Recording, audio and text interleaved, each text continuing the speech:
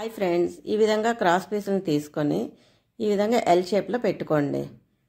L షేప్లో పెట్టుకొని వాటిని క్రాస్గా స్టిచ్ చేయండి. స్టిచ్ చేసుకున్నాక ఎక్స్ట్రా ఉన్న క్లాత్ని కట్ చేసేసి ఇప్పుడు చూడండి ఎంత నీట్గా వచ్చిందో క్రాస్ పీస్ అనేది. ఈ విధంగా ఎన్ని పీసులైనా జాయింట్ చేసుకోండి.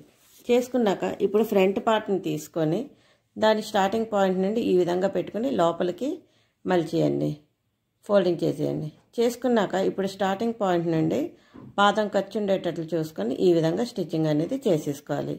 స్టిచ్చింగ్ చేసుకున్నాక ఎక్స్ట్రా ఉన్నది కట్ చేసేయండి. కట్ చేసేసాక ఇప్పుడు దారం కట్ అవ్వకుండా చిన్న చిన్న కట్స్ అనేది ఇచ్చేయాలి. ఈ కట్స్ వల్ల మనకి ఎటువంటి నెక్ డిజైన్లు అయినా ఈజీగా టర్న్ అయిపోతాయి. ఓకేనా. తర్వాత ఇప్పుడు బ్యాక్ పార్ట్ స్టిచ్చింగ్ అనేది ఆల్రెడీ చూసున్నారు కదా, అంటే నడుము నెక్ స్టిచ్చింగ్ చేసుకుని దాన్ని టర్న్ చేసుకున్నాను. ఆ వీడియో అనేది షార్ట్ వీడియోలోనే పెట్టాను, చూడని వాళ్ళు అంటే చూడండి. సో ఇప్పుడు ఈ విధంగా రెండు షోల్డర్స్ని ఒకదాని మీద ఒకటి పెట్టుకొని ఇందాక కుట్టుకున్న పట్టీని ఈ విధంగా సైడ్కి పెట్టుకోండి ముందు.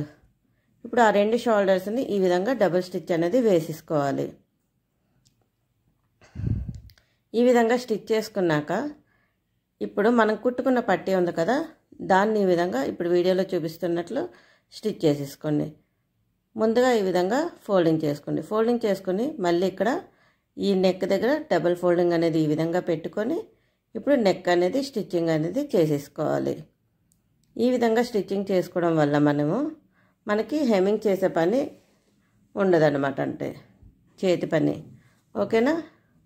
ఈ విధంగా స్టిచ్చింగ్ చేసుకున్నాక నెక్ కూడా ఇప్పుడు షోల్డర్ దగ్గర ఫ్రంట్ కానీ బ్యాక్ సైడ్ కానీ మనకి నీట్గా ఉంటుందండి. దారాలు ఏమి కనిపించకుండా చాలా నీట్గా వస్తుంది. ఓకేనా ఫ్రెండ్స్, నచ్చితే తప్పకుండా లైక్ చేయండి, షేర్ చేయండి, కామెంట్ చేయండి, నా ఛానల్ని సబ్స్క్రైబ్ చేసుకోండి.